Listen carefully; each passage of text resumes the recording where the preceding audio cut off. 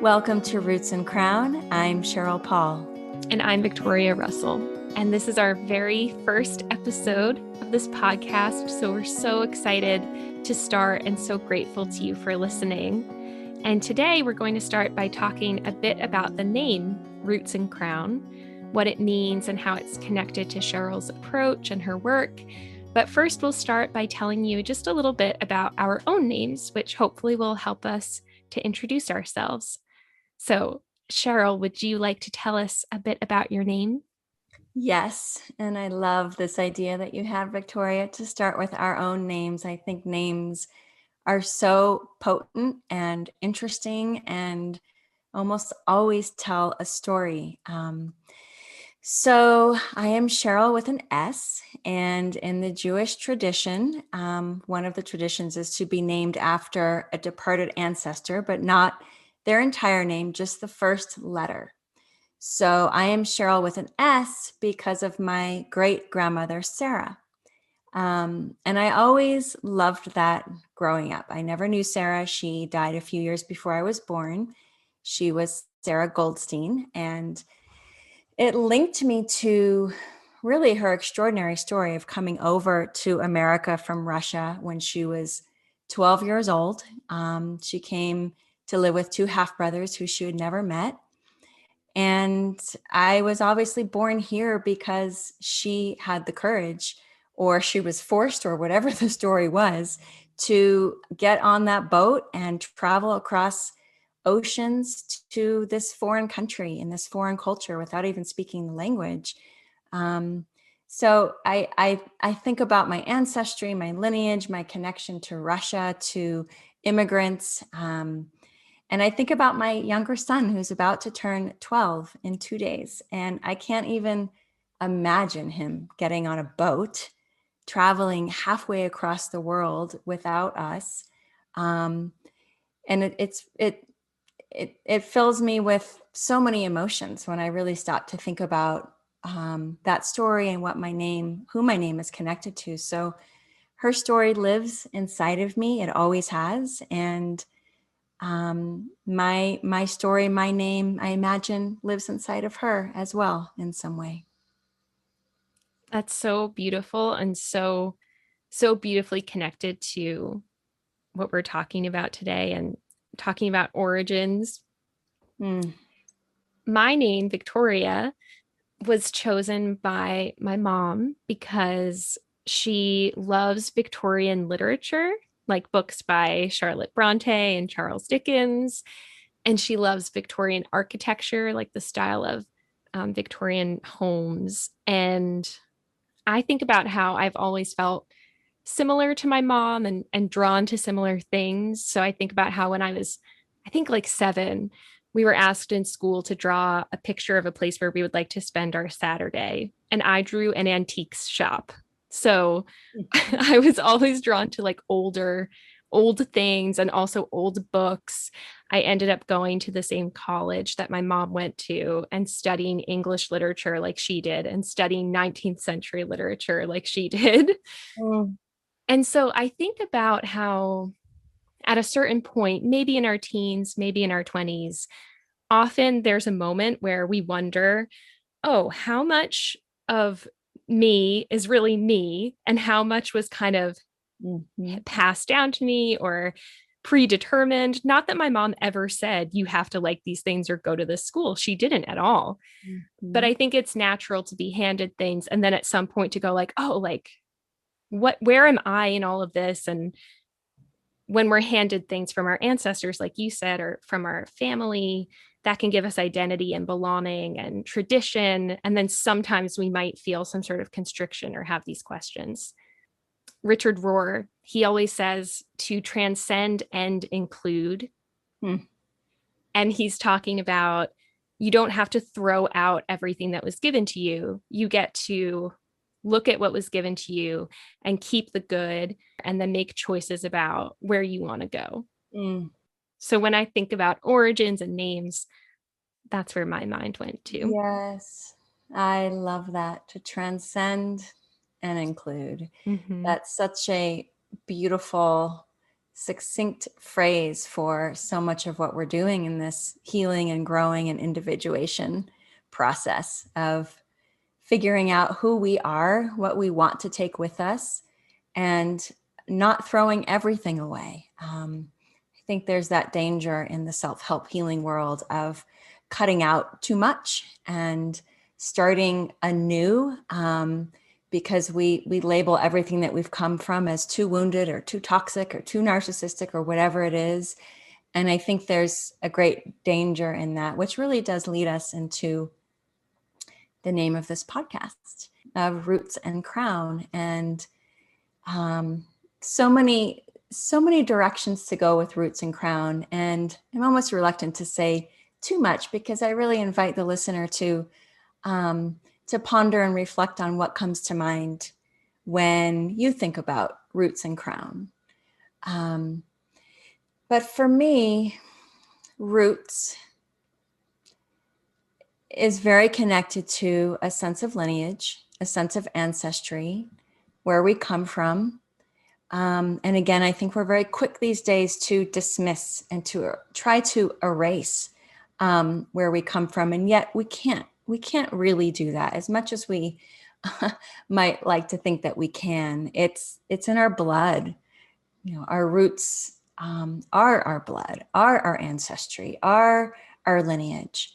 So there's that aspect of roots. And then there's Roots and Crown, which to me evokes the tree, which is a very central symbol of the work that I do. And it's a very personal symbol for me. For years, I wore a tree of life around my neck that my husband, Dave, made for me. It was a beautiful silver pendant that I only stopped wearing because the chain broke and I never got a new chain. But trees are so deeply embedded into my personal story, my personal mythology, my personal spirituality.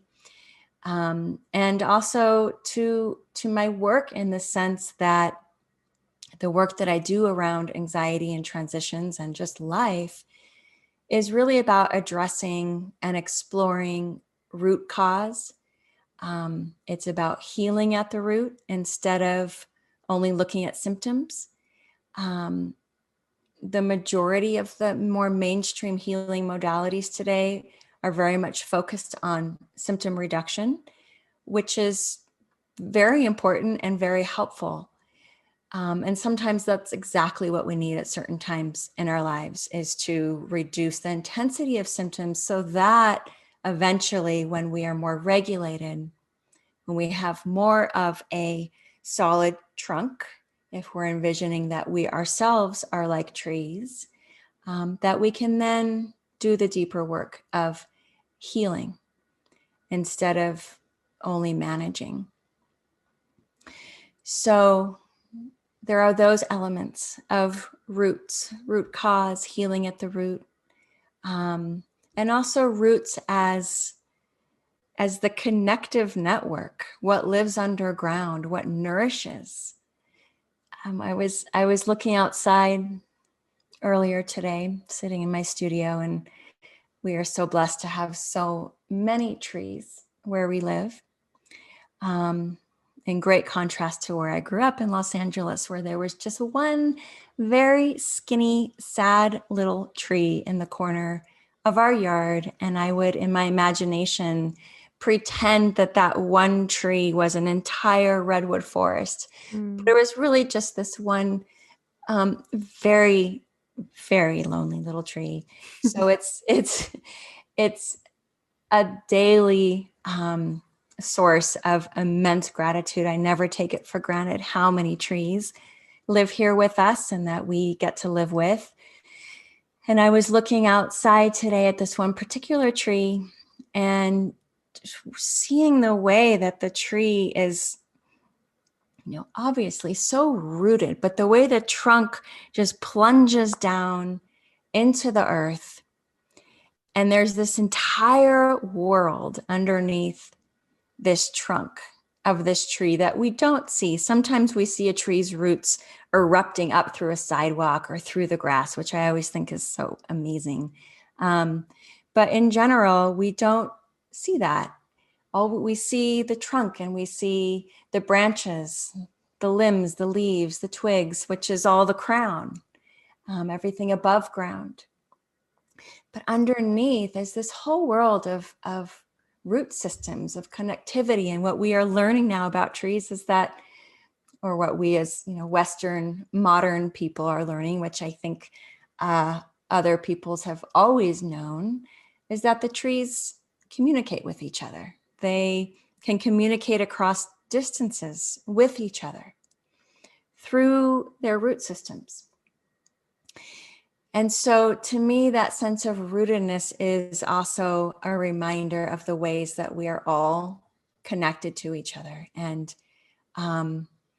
that's also a central theme in my work, that whatever you are struggling with, no matter how alone you feel with it, no matter how convinced you are that you are the only one to have ever had that particular intrusive thought, that particular somatic symptom, that particular form of anxiety, you are not, and you are not alone, that we are connected in ways that we can't even imagine. That our stories are our stories, they are our personal stories, but they are also the archetypal realm. So when we go deep enough, and it was Carl Jung who really all of my work is based on, is Jungian psychology, who said that when you dig deep enough into the personal, you tap into the archetypal.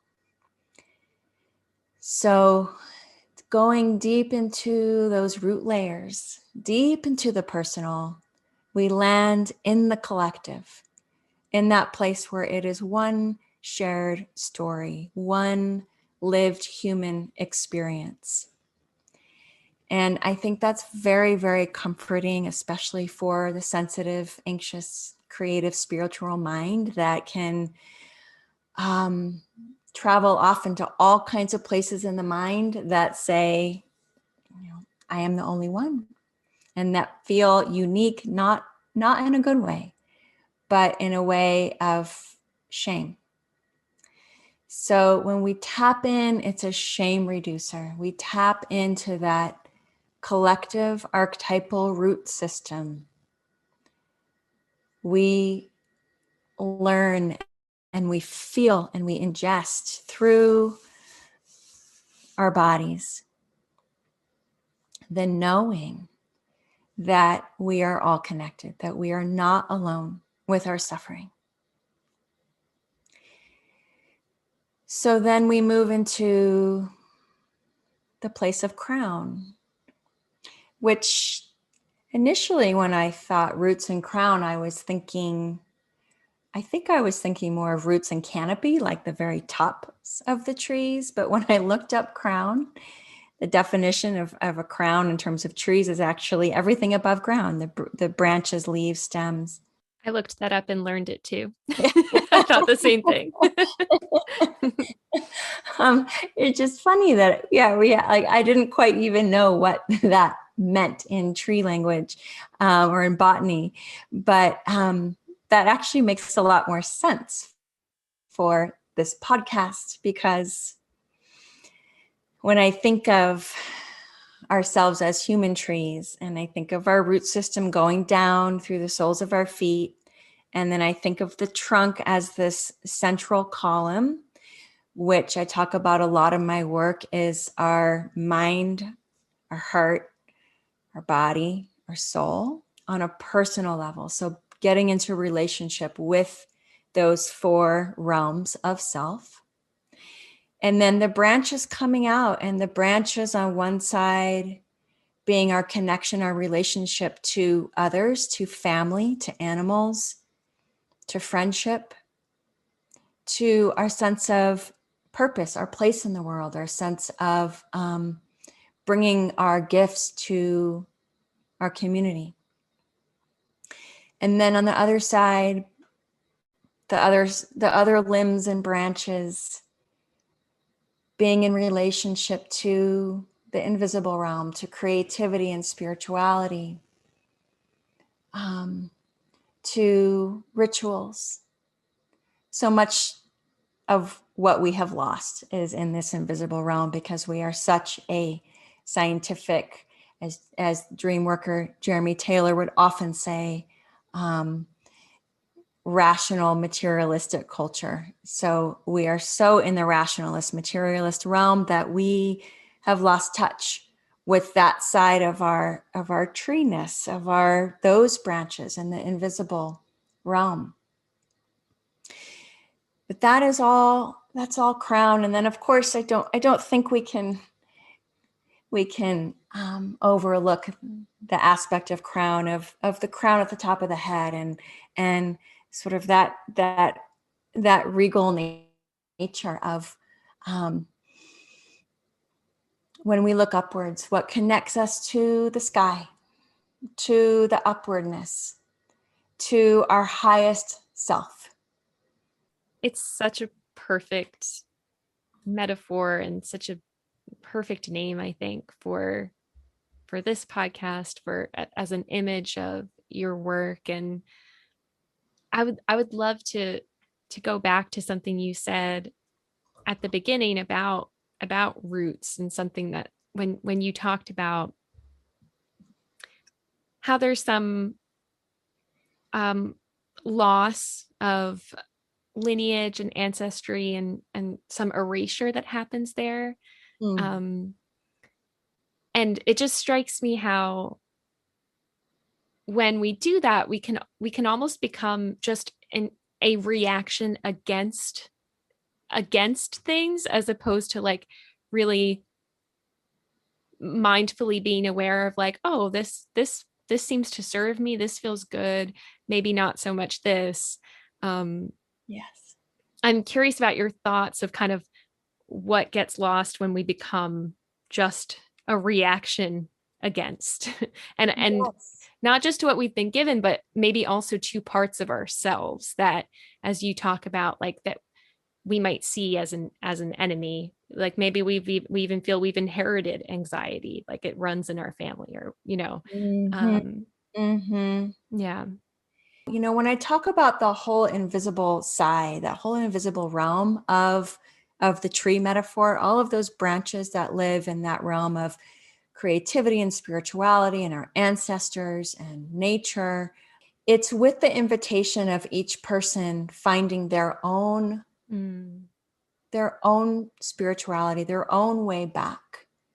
And I think it's an enormous need for our culture today, because we've swung so far in the other direction of the pendulum. We've swung so far, for many people, from organized religion, of course, not for everybody, that we've rejected the whole thing.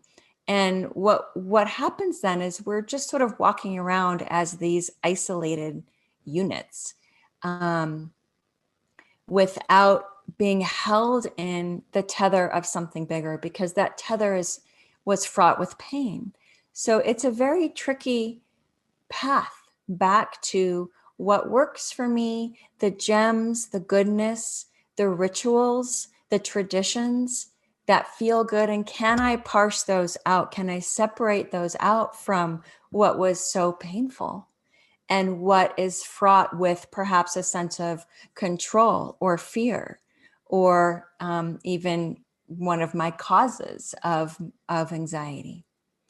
So it's tricky over there. And then there's the piece around anxiety itself, and what happens when we push away. What happens when we push away anything, with that level of vehemence of, I will not look there, go away, I just want to get rid of it, I want to extinguish all uncomfortable symptoms, is that they come back around in some other form. It's the nature of the psyche to invite us toward healing and wholeness. I think it's one of the greatest gifts of Carl Jung and Jungian therapy, is the premise that all of our symptoms are messengers from the unconscious.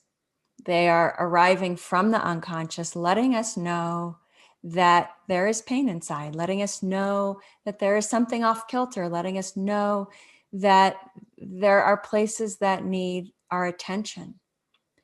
And so when we get rid of them, when we try to extinguish, when we push away, they just come back around. They come back with another anxiety theme. They come back with another, perhaps as depression or as insomnia or as a different intrusive thought or as addiction or as eating disorder or as all of the ways that we suffer.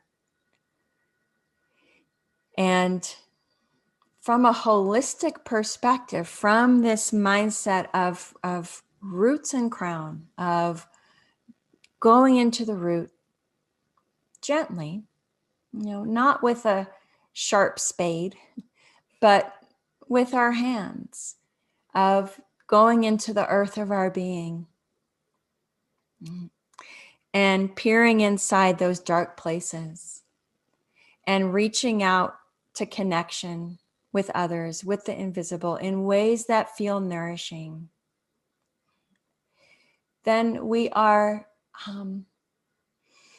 inviting in some way. We are turning that mindset of turning away and pushing away on its head, and we are moving toward.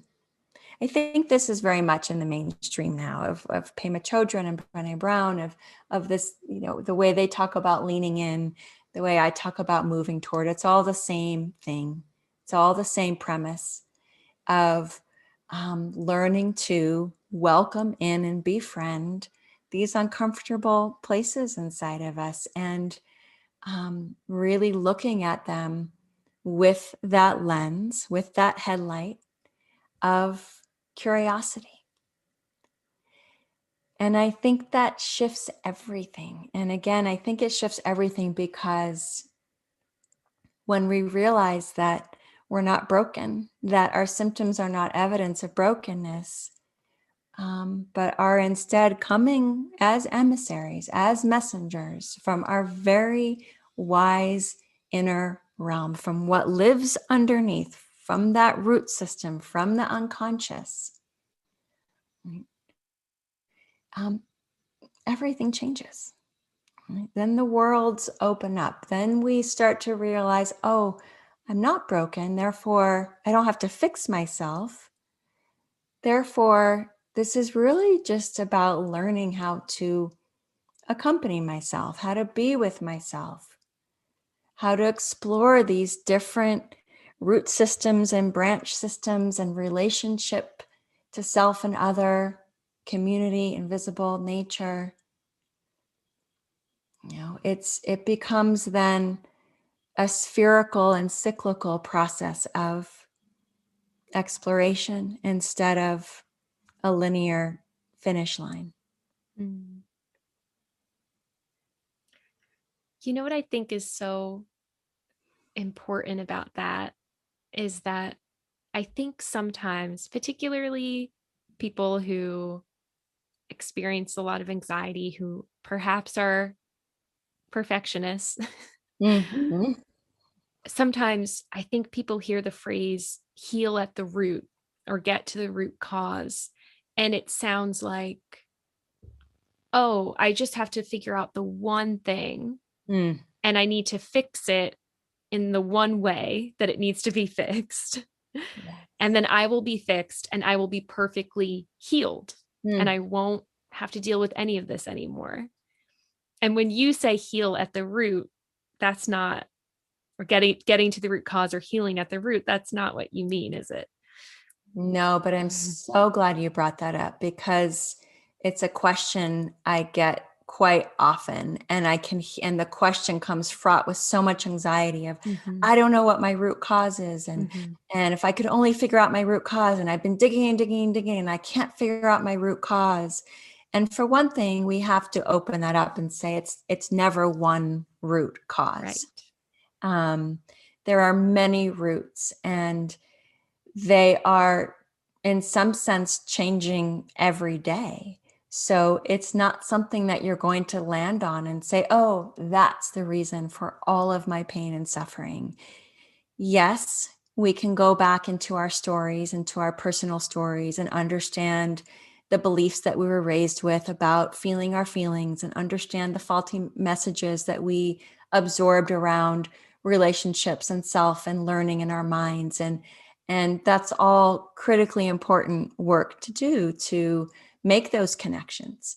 Um, and then when I talk about root cause, it can be even on a daily basis. It can be, and it can be something that we might not even be able to put words to.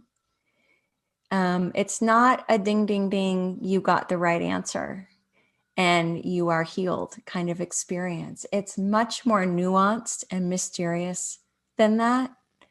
Um, because the fact is, we are mysterious as human beings, and there are infinite reasons and not reasons for why we suffer and why we have joy. Um, and we can get very caught up in why. And I think that's what you're pointing to is Yes. the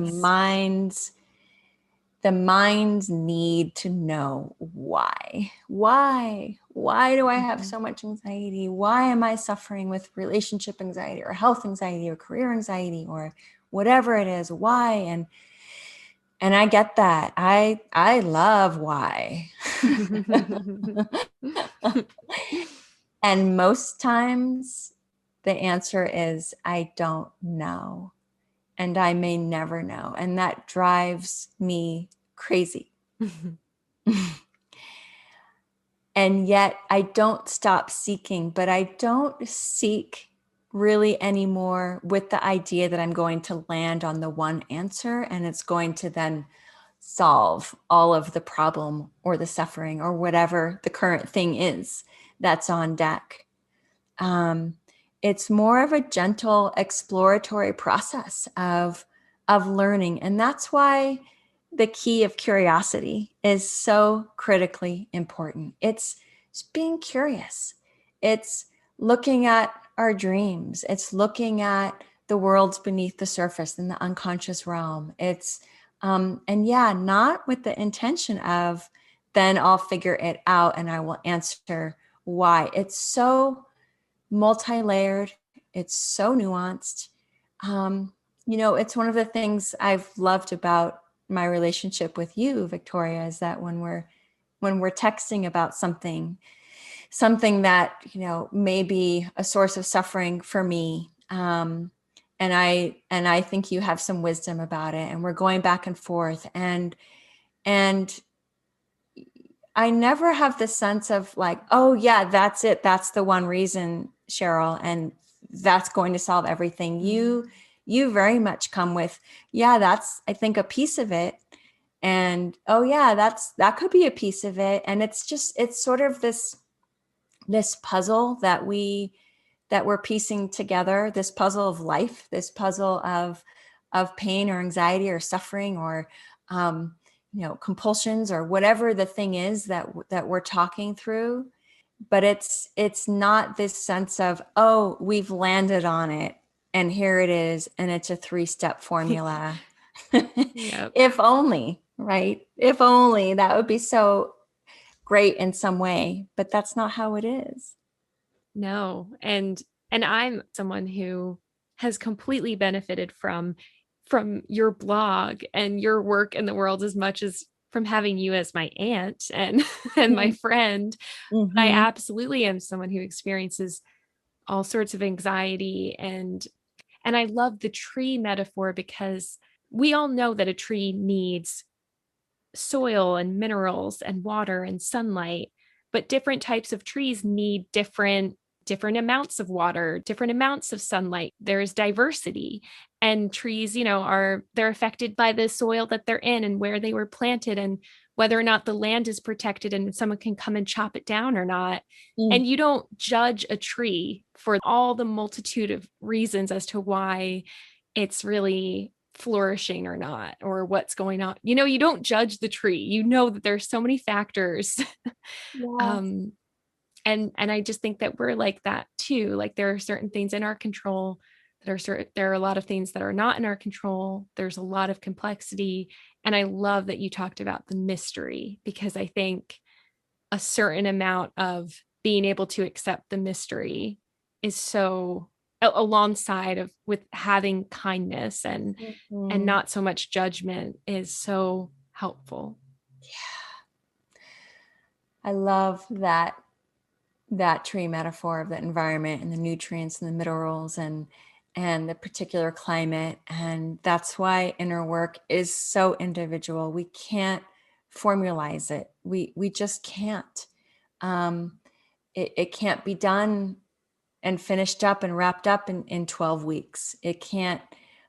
We're so complex and we're so individual. And while, yes, there are archetypal communal layers of our being, there are also ways that we are unique, absolutely unique, that Victoria has never existed and Sheryl has never existed. And that's wild and extraordinary. And if we don't have that lens of mystery, we're missing a huge piece of, I think, of reverence and of respect and of kindness that we can have around the healing process, around just the human process. Even forget about the healing process, right? Just what it is to be human.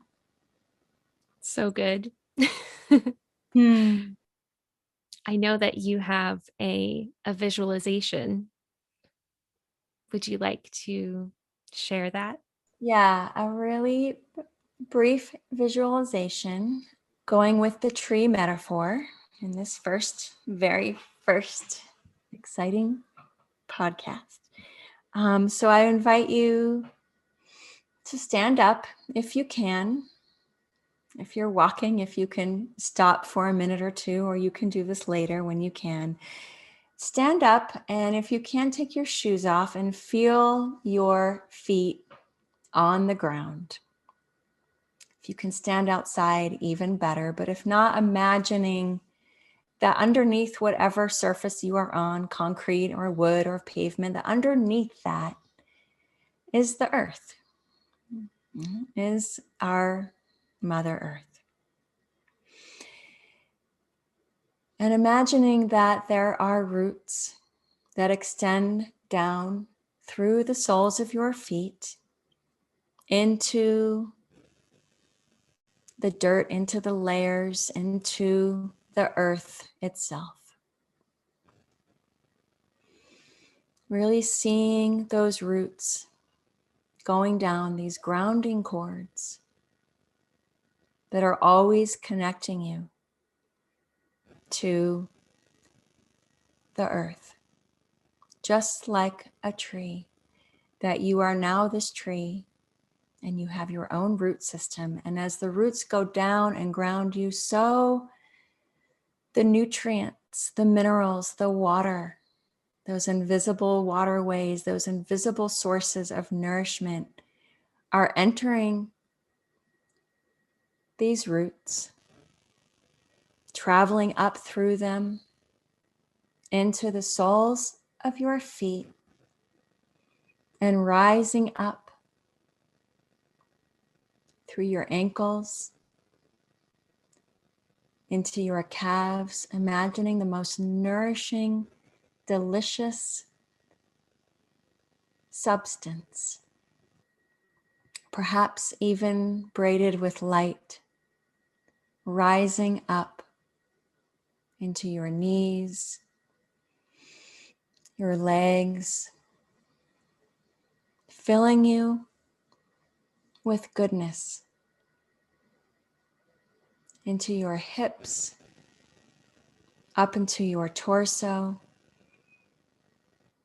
the branches of your arms, perhaps lifting your arms up into that place of crown and receiving the light there as well, sunlight or moonlight coming down through the palms of your hands, through the crown of your head, meeting with the nourishment from the earth. Seeing these two energy channels moving up and down the trunk and the limbs of your body, filling you with goodness, reminding you of your goodness, of your aliveness, of your wholeness, of your place of belonging.